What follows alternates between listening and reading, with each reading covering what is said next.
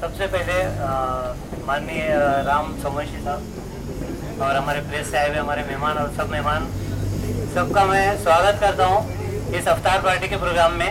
और सबको मैं धन्यवाद करता हूँ कि आप लोग हमारे साथ आए, हमारे साथ अवतार करेंगे।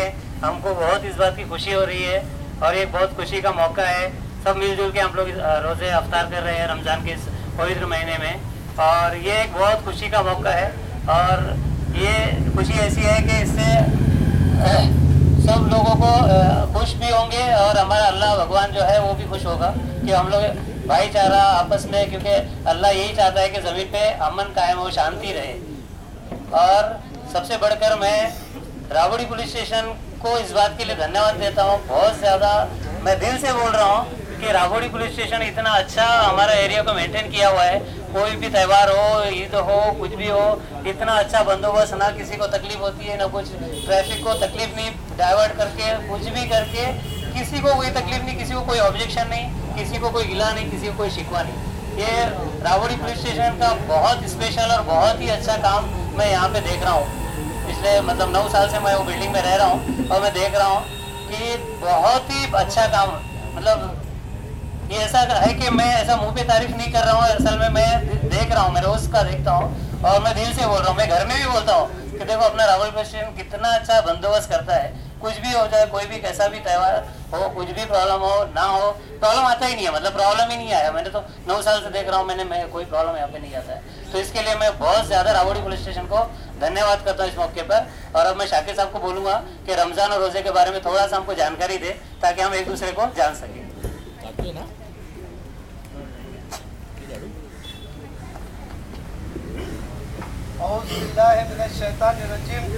बिस्मिल्लाहिर्रहमानिर्रहीम। या अय्युहल्लज़ीना आमनू कुतिबा अलैकुमुस्सियामु कमा कुतिबा अलल्लज़ीना मिन क़ब्लिकुम लअल्लकुम तत्तक़ून। बिस्मिल्लाहिर्रहमानिर्रहीम। शहर रमज़ान अल्लज़ी उन्ज़िला फ़ीहिल कुरान हुदन लिन्नास वबय्यिनातिन मिनल हुदा वल फुरक़ान। सदक़ल्लाहुल अलीयुल अज़ीम। रब्बि इश्रह ली सदरी व यस्सिर ली अमरी वहलुल उक़दतम मिन लिसानी यफ़क़हू क़ौली।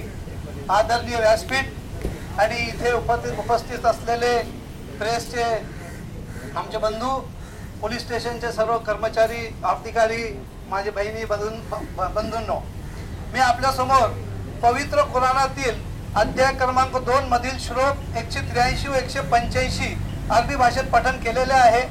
मी आता आपल्या समोर ते मराठीत भाषांतर करतो म्हणजे आपल्याला रमजानचं महत्त्व थोडंसं समजेल। पहिलं जे मी सांगितलं 183 नंबरचा अध्याय श्लोक, त्याचा असा आहे की ए इमान धारकांनो, विहित केले तुमच्यावर उपास जसे विहित केले होते तुमच्या पूर्वींच्यावर, जेणेकरून तुम्ही धर्मपरायण व्हाल। 185 श्लोकचा असा आहे की रमजान महिन्यामध्ये कुराणचे अवतरण झाले, मानव जातीकरिता मार्गदर्शन व मार्गदर्शनाच्या सुस्पष्ट पुराव्यांनी समाविष्ट सत्य व सत्याची कसोटी। बंधूंनो, आज आपण रमजान महिन्याच्या 21व्या अफ्तारच्या कार्यक्रमासाठी इथे जमलेलो आहोत। आपण बघतो की या महिन्याचा, आता साहेब आपण लोक तर सगळ्या लोकांमध्ये राहतात, आपण बघतो की या महिन्यामध्ये सगळा एक चेंज दिसायला मिळतो। म्हणजे माणसामध्ये सदाचार, सहानुभूती, रंजलेले गांजलेल्यांची मदत करणे, हा एक असा पुण्याचा असं वातावरण निर्माण होऊन गेलेला असतो। याचं कारण असं आहे की हा महिना जे आहे, ह्या महिन्यामध्ये ईश्वरीय ग्रंथ, या ग्रंथाचा प्रेषितांनी, ईश्वरांनी जे अंतिम ग्रंथ अवतरित केला, प्रेषित मोहम्मद सल्लल्लाहु अलैहि वसल्लम, याचा अवतरण प्रेषितांवर सुरू झाला, तो हा महिना होता। म्हणून ईश्वर या महिन्याचा, जसं काही आपण म्हणतो की एखादी वर्धापन मास सारखा हा महिना आहे, म्हणून या महिन्यामध्ये ईश्वर खूप आनंदित असतो आणि हा एक ट्रेनिंगचा महिना असतो लोकांना, की जेणेकरून लोकांनी हा महिनाभर जसा ईशपर्यंत आपण उपलब्ध करण्याच्या प्रयत्नात असतो, तसं महिनाभर लोकांनी वर्षभर तसं वागावं, जेणेकरून मनुष्य ईशभयनुसार जीवन त्याने जगायला पाहिजे। जेव्हा ईशभयनुसार जीवन जगेल तर मग माणूस कोणाला त्रास देणार नाही, कोणाचा हक्क मानणार नाही, कोणाबद्दल वाईट विचार करणार नाही, आणि इव्हन आपल्या क्षेत्राशी रिलेटेड आहे की मग माणूस आपलं क्राईम सुद्धा करणार नाही, गुन्हे सुद्धा करणार नाही। म्हणून हा एक महिना असा आहे की एक ट्रेनिंग असतं की माणूस वेळेवर नमाज, रोजा, लोकांना दान देणे, रंजले गांजलेल्यांची मदत करणे, असा हा महिना असा एकंदरीत असं डेव्हलप झालेलं असतं. याचे काही उदाहरण जर आपण सोशल मीडियावर बघितलं तर आता मी काही त्याच्यातून माहिती घेतली तर एक पुण्याला नाना पोडजे म्हणून आहे, त्यांनी कोंडव्यामध्ये स्वतःच्या सिटी लॉन्स असलेल्या मध्ये ते एक चांगला हॉल 2 तासासाठी मुस्लिम बांधवांसाठी नमाजसाठी उपलब्ध करून दिला. त्याचाच दुबईमध्ये एक गुरुद्वारा आहे शीख बंधूंचा, त्यांनी पूर्ण महिनाभर त्या गुरुद्वारामध्ये मुस्लिम बांधवांसाठी उपास सोडण्याची व्यवस्था करून दिली. शिवाय एका कोपऱ्यामध्ये नमाज पठण करण्यासाठी आणि प्रवचन करण्यासाठी सुद्धा सगळी सोय त्यांनी करून दिली. तर असा या महिन्याचा सगळं सदाचार आणि सहानुभूतीचा महिना आहे. प्रेषितांनी सुद्धा सांगितलं की हा महिना सदाचाराचा आणि सहानुभूतीचा आहे. या प्रेषितांची अशी प्रॅक्टिस होती की ते वर्षभर लोकांची मदत करे, परंतु या महिन्यामध्ये ते अगदी वाऱ्यापेक्षा जास्त गतीने लोकांची मदत करत असे. तर हा महिना एकंदरीत आपण बघतो तर हा असा एक सदाचाराचा महिना आहे.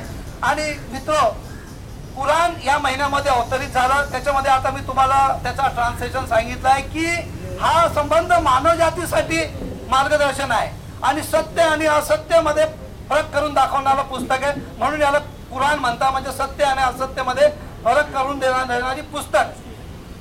आता आपण एकंदरीत या पूर्ण जगाची रचना बघतो तर ईश्वराने सूर्य, चंद्र, समुद्र म्हणा, पृथ्वी म्हणा, आकाश सगळं संपूर्ण सृष्टी मनुष्यासाठी बनवलं.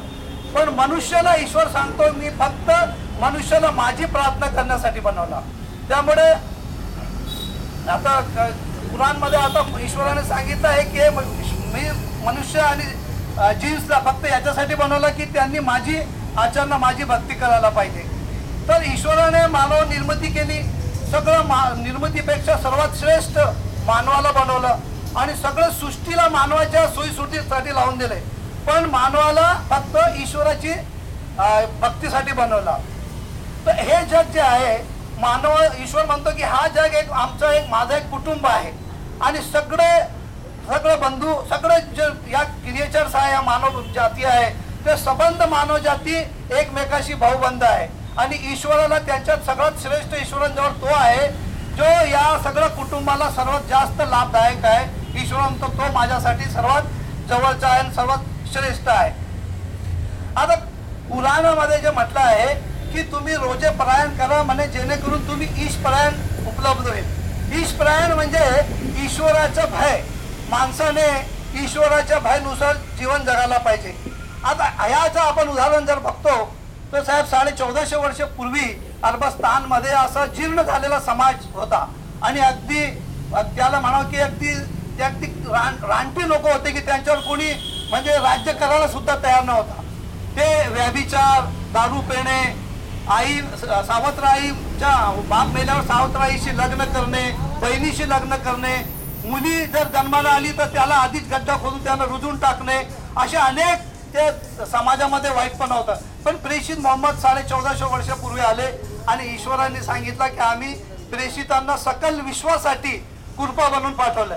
आणि हा कुराण, बरेच लोकांना आता याचे गैरसमज होते की हा जो कुराण आहे हा कुराण प्रेषित मोहम्मदांनी लिहिला आहे, पण तसं नाही. प्रेषित मोहम्मद कोणत्याही शाळेत गेलेले नाही. प्रेषित मोहम्मदांजवळ एक खास वरिष्ठ दूतामार्फत हा कुराण 23 वर्षामध्ये थोडा प्रेषितांकडे आला. आणि मग प्रेषितांनी ते अगदी जीर्ण झालेल्या समाजावर 23 वर्ष हे सगळे कुराणाचे एक हे पोचून आणि त्या कुराणावर स्वतः तंतोतंत त्यांनी सुद्धा त्याच्यावर सुद्धा त्यांनी त्यांच्या चारित्र्यामध्ये अंमलात आणून ते कुराण त्या लोकांना दाखवलं. आणि मग त्याच्यामध्ये एक असा समाज निर्माण झाला की त्या लोकांकडून जर एकट्यामध्ये काही गुन्हा घडून जायचा तर ते प्रेषितांकडे यायचे आणि सांगायचे की प्रेषित आम्हाला या गुन्ह्यापासून आमची शुद्धीकरण करा, आम्हाला ईश्वराकडे जाताना आमच्या अंगावर कोणताच प्रकारचा गुन्हा नको. तो स्वतः ते प्रेषितांकडे येऊन सांगायचे की आमच्याकडून असा गुन्हा झाला. असा प्रेषितांनी त्यांना तयार केला आणि जवळपास त्यांच्या 23 वर्षाच्या प्रेषितत्वाच्या काळामध्ये त्यांनी 1,50,000 त्यांच्यासारखे असे अनुयायी तयार केले जे अगदी तंतोतंत कुराणाचे फॉलो करणारे होते. स्वतः प्रेषितांना कुराणाचा प्रतिबिंब म्हणायचे. म्हणजे त्यांनी, आता आपण बघतो की आजकाल मार्गदर्शन करणारे अनेक लोक आहेत काही अनेक लोक आले, आता रजनीशजी आले, जगातून चालले गेले, आपण बघतो गुरमीतजी कुठे आहे, रासाराम बापू कुठे, बरेच लोक आहे, पण आपण फॉलो करायचं तर कोणाला? तर अशा प्रेषितांना ईश्वराने पाठवलं आणि सांगितलं की तुम्ही सकल विश्वासाठी एक मार्ग कृपावंत तुम्हाला बनवून पाठवला, आणि प्रेषिताने ते कुराण चौथा अंमलात आणला आणि एक आदर्श चरित्र या पृथ्वीवर अगदी संपेपर्यंत शेवटचा जो माणूस येईल त्याच्यासाठी एक असं आदर्श चरित्र बनवला, ज्याच्या नतिजामध्ये मी सांगतो की असा एक समाज अफगाणिस्तानमध्ये असा एक समाज निर्माण झाला की एक मुलगी एका खलिफाच्या राज्यामध्ये सकाळी तिची आई दूध धुते, तर मुलगी आई म्हणते की तुझं दूध धुणे झाल्यानंतर त्याच्यामध्ये काही पाणी टाकून दे. ती मुलगी म्हणते की नाही, ते खलिफा पेट्रोलिंगला गस्ताला येत आहे, ते बघून घेतील. ते आई म्हणते की ते कुठे बघेल एवढ्या अंधाऱ्यात? तो मुलगी म्हणते की तो खलिफा बघणार नाही, पण तो वर बसलेला ईश्वर तो तरी बघेल ना, त्याच्याकडे आपल्याला हिशोब द्यायचा. तर ते योगायोगाने ते खलिफा तिथून जात असतात ते, आणि पुढे जाऊन त्या खलिफा त्या मुलीला स्वतःच्या मुलासाठी नातं पाठवतात आणि त्यांची सून बनवतात. तर हा ईशभय जर मनुष्यामध्ये निर्माण झाला तर मग तो एकट्यामध्ये ना कोणी व्यभिचार करेल, ना कोणी चोरी करेल. आता याच संमताने आमचं मुलुंड पोलीस स्टेशनला एकदा वारके साहेब होते, क्राईमचे इन्स्पेक्टर, त्यांच्याशी चर्चा चालू, एकदम खूप चांगले, त्यांना बी खूप लोकांची नशामुक्तीचं त्यांनी मुलुंडमध्ये खूप काम केला, खूप लोकांमध्ये सुधारणा पैदा केली. तर त्यांना मी हेच सांगितलं की साहेब आपण करतो ठीक आहे, आपण पेट्रोलिंग करतो हे करतो, पण जोपर्यंत माणसाची हृदयात परिवर्तन होत नाही आणि ईश भय निर्माण होत नाही तोपर्यंत रेट ऑफ क्राईम कमी होणे थोडा अवघडच वाटतं. कारण आपण बघतोय दिवसेंदिवस हे लोक तर सारखे मेहनत करतातच, पण माणसाला किती कंट्रोल करणार? राबुडी पोलीस स्टेशन इथे आहे, पेट्रोलिंग होते, सगळं होते, पण पाप कुठे ना कुठे गुन्हा घडूनच जातो. त्यामुळे ईश्वर सांगतो की हा जीवन, मी हे जीवन तुम्हाला याच्यासाठी दिलं आहे की आम्ही बघू इच्छितो की तुमच्या चांगले लोक, चांगल्या सत्कार करणारे लोक कोणी आहे. आणि मग ईश्वर सांगतो की प्रत्येकाला ह्या जीवन संपून माझ्याकडे यायचंच आहे. आणि साहेब हा जीवनाची, या सृष्टीची, याचं निर्माण याच्यासाठी झालं आहे की पारलौकिक जीवनच्या आधारावर याचं निर्माण झालेलं आहे. आणि हे जीवनावर आधारित, कारण आपण बघतो सकाळ आहे तर संध्याकाळ आहे, दिवस आहे तर रात्र आहे, जीवन आहे तर मृत्यू आहे, तसं या इहलौकिक जीवनाचे जे जोडी आहे ते पारलौकिक जीवन आहे. आणि पारलौकिक जीवन मध्ये प्रत्येक गोष्टीचा आपल्याला हिशोब द्यावा लागणार. आणि ईश्वर सांगतो की तुम्ही काही करून घ्या, या जगामध्ये कशीही जगून घ्या, मी तुमच्यासाठी प्रेषित पाठवले, पवित्र पुराण पाठवला, तुम्हाला मार्गदर्शन केला, आणि तुमच्यासाठी मी 2 गोष्टी ठेवल्या. जर तुम्ही माझ्या आज्ञाचं पालन करून हे जीवन जगून आलात तर मी तुम्हाला स्वर्गमध्ये टाकेन. आणि स्वर्गमध्ये तुम्हाला जीवनात अशी मिळू शकते नाही, एखाद्या सगळ्यात श्रीमंत माणसाला मिळू शकते नाही, अशा सुख सुविधा तुम्हाला मी निर्माण करून देईन. आणि जर तुम्ही पुण्य आणि माझ्या आदेशाचे उल्लंघन करून आला तर मग मी तुम्हाला नरक अग्नीमध्ये टाकेन. आणि ते प्रज्वलंत अशी नरक असेल, आणि त्याचा खायला काटेदार गवत आपल्याला असेल, आणि प्यायला असे उकळतं पाणी, आणि आणि हे असेल, रक्त असेल. तर ईश्वर म्हणतो की तुम्ही काही करा, तुम्हाला माझ्याकडे यायचे. तर मित्रो, माझा असा आपल्याला तेच विनंती आहे की हे जीवन जे ईश्वराने दिलं आहे हा एक परीक्षा आहे. हे जीवन आपल्याला ईश्वराच्या आज्ञानुसार जगून जायचं आहे. आपण बघतो की मृत्यू कोणाला सोडत नाही आहे. प्रत्येक माणसाच्या मागे ईश्वर मागतो की मृत्यू तुमचा पाठलाग करत आहे. आपण बघतो की टॉप मोस्ट कार्डिओलॉजिस्ट आपले होते माणके साहेब, ते स्वतः कार्डियक अटॅकने मेले. आता आपले ते माउंट याच्यावर चढणारी आता आपली अंजली कुलकर्णी, ती अगदी त्याने शिखर गाठलं, पण उतरताना तिला माहीत सुद्धा नसेल, उतरताना घरी जायची आहे, आणि त्यांना सुद्धा तिथेच मृत्यू आला. तर अशा अनेक गोष्टी आम्ही बघतोय की मृत्यू माणसाच्या मागे लागलाय. आणि ईश्वर म्हणतो की तुम्हाला मृत्यूशिवाय पर्याय नाही, तुम्हाला माझ्याकडे हे झाल्याशिवाय पर्याय नाही. एका बिशोपचा साहेब मुलाच्या नागपाडामध्ये निधन झाला, 17 वर्षाचा मुला. बिशोप म्हणजे 4-5 चर्चचा इंचार्ज असतो. त्याला वाटलं माझा 17 वर्षाचा मुलगा, मी बिशोप आहे, त्याने त्याचा दफनविधी केला नाही. 7 दिवस त्याच्यावर त्यांनी हे केलं की मी प्रेयर करून याला जिवंत करेन. नागपाडा पोलीस स्टेशनला समजलं, ते स्वतः गेले. त्यांनी म्हटलं की तुम्ही असं ठेवू शकत नाही, तर आम्ही याचा दफनविधी करतो. म्हणाला की उद्यापर्यंत मुदत द्या. दुसऱ्या दिवशी त्याने अंबरनाथ पोलीस स्टेशनला अंबरनाथला चर्चमध्ये शिफ्ट केलं. अंबरनाथचे पोलीस स्टेशन तिथे गेले. शेवटी त्या मुलाला दफन करावं लागलं. तर मृत्यू इतका विज्ञानाने आतापर्यंत एवढं सगळं हे केलं आहे, परंतु मृत्यूला काही पर्याय नाहीये आणि आपल्याला जायला सुद्धा पर्याय नाही. किती श्रीमंत माणूस असेल, आपण म्हणतो की राख हो, मुसलमान म्हणते की आम्ही माती हो, हिंदू म्हणतात की राख हो, ईश्वर म्हणतो की तुम्हाला या मातीतूनच मी निर्माण केला, या मातीतच तुम्हाला टाकणार आणि या मातीतूनच तुम्हाला परत मी जिवंत करेल आणि तुम्हाला असं जिवंत करेल की तुमचे अगदी फिंगरप्रिंट सुद्धा तसेचे तसे राहतील आणि मग तुम्हाला हिशोब द्यावा लागणार आहे की जगामध्ये मी पाठवलेलं. ईश्वराने अगदी पहिला मनुष्य या जगामध्ये पाठवला, आपण म्हणतो आदम आणि हव्वा, त्यांच्यापासून मार्गदर्शक करणारे प्रेषित आणि मार्गदर्शिका पुस्तके पाठवलेली. ईश्वराने कधीच माणसाला असं मोकळं सोडलेलं नाही की त्यांनी हा जीवन म्हणजे असंच जगावं, हसणे गाणे केली आहे. हे जिंदगी अशी नाही आहे का आपण इथून निघून जाऊ आणि पुढे आपल्याला हा जीवन म्हणजे पारलौकिक जीवनाची एक तयारी आहे आणि ईश्वराकडे आपण जाऊन आपल्याला प्रत्येक गोष्टीचा हिशोब देणार. तर आपण बघतो की 10 मर्डर करणाऱ्याला बी एकच फाशी आणि 15 लोकांना बॉम्ब ब्लास्ट मध्ये उडवणाऱ्याला बी एकच फाशी, परंतु ईश्वर म्हणतो की त्यांना आम्ही नर्क मध्ये त्यांना जाळू, त्यांची नवीन चमडी येईल, मग परत जाळू. ही क्रिया चालत राहील आणि त्या माणसाला तिथे कोणाला मृत्यू सुद्धा येणार नाही, ना स्वर्गामध्ये मृत्यू आहे ना नरकामध्ये मृत्यू आहे. म्हणून मित्र, मी आपल्याला विनंती करतो की हा महिना जो आहे, या महिन्याचं खास महत्व म्हणजे या कुराणामुळे की ईश्वराचा हा अंतिम ग्रंथ आहे. याच्या आधी सुद्धा अनेक ग्रंथ ईश्वराने प्रेषितांवर अवतरित केले, परंतु हा अंतिम ग्रंथ ह्या ईश्वराने प्रेषित मोहम्मदांवर 1450 वर्षीपूर्वी अवतरित केला आणि या ग्रंथानंतर आता कोणताच ग्रंथ येणार नाही. म्हणून या महिन्याला जे अगदी जास्त प्रमाणात जे ईश्वराने हे दिलेलं आहे, महत्व दिलेलं आहे, म्हणजे या पुण्याचं सुद्धा या महिन्यामध्ये साहेब खूप असं अमाप हिशोब असतो की मग एक पुण्य केलं तर 70 पुण्य लोकांना मिळतं, म्हणून लोक पुण्य करतात. तर हा एक मार्गदर्शक तत्व आणि याच्यामध्ये तुम्हाला आता मी वाचून दाखवलं की पण संपूर्ण मानव जातीसाठी मार्गदर्शक तत्व आहे, फक्त मुसलमानांसाठीच मार्गदर्शक नाही आहे.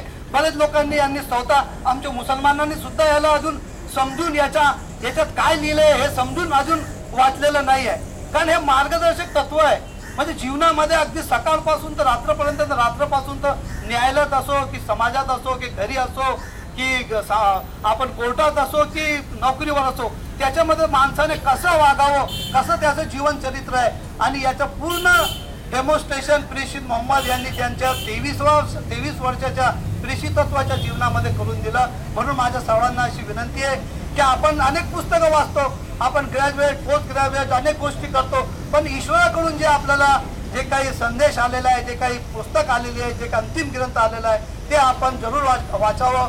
जमात इस्लामी हिंदी याचं 14 भाषेमध्ये ट्रान्सलेशन केलं आहे. हिंदी, उर्दू, मराठी, इंग्लिश, पंजाबी, प्रत्येक जवळजवळ 14 भाषेमध्ये ट्रान्सलेट केलं आहे. आणि जर आपल्याला पाहिजे असेल तर आमचे साबीरभाई इथले इन्चार्ज आहे, त्यांच्याकडे हा मोफत आम्ही लोकांना देत असतो किंवा लोकांना हे समजावं, कारण हे फक्त मुसलमानांच्यासाठी नाही आहे, सगळं संबंध मानव जातीसाठी.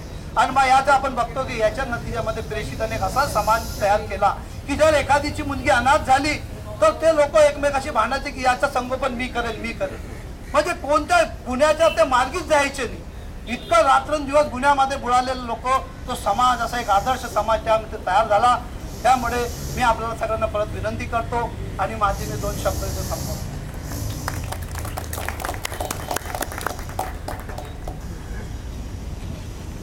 हमारे डॉक्टर साहब चाय भी है, लाया नहीं है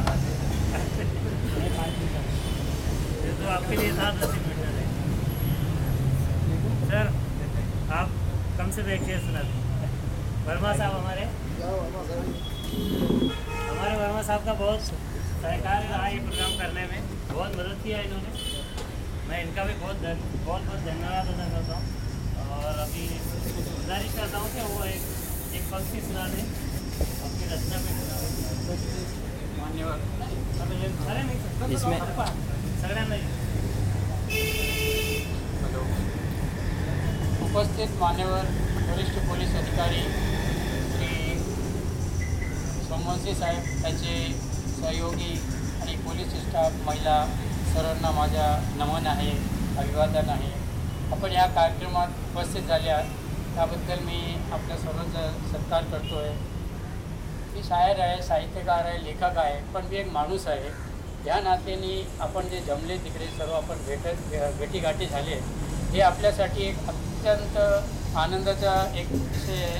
ही वेळ अशी असते, गेल्या वर्षी पण आपण ह्या पोलीस स्टेशनमध्ये एक कार्यक्रम ठेवला होता माझे फारुखभाई आणि साबीरभाई आले माझ्याकडे.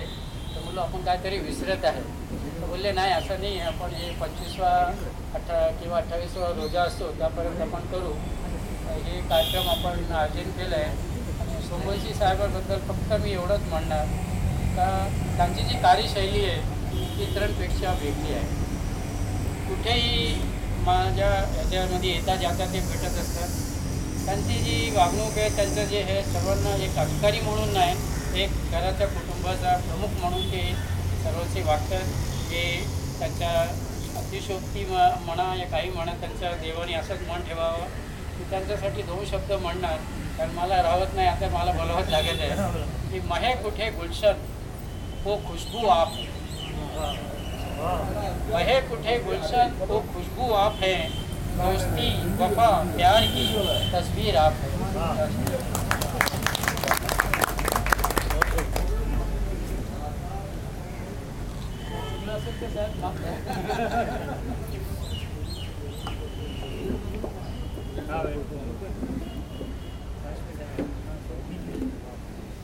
तीन मिनट 7:10 हो गया. 7:30.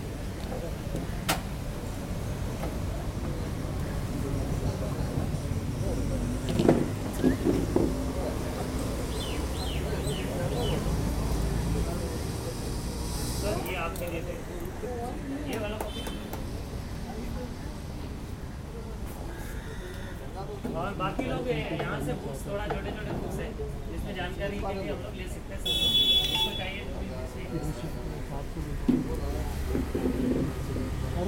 थोड़ा ऐसा मिक्स कर देना था ना इधर का उधर.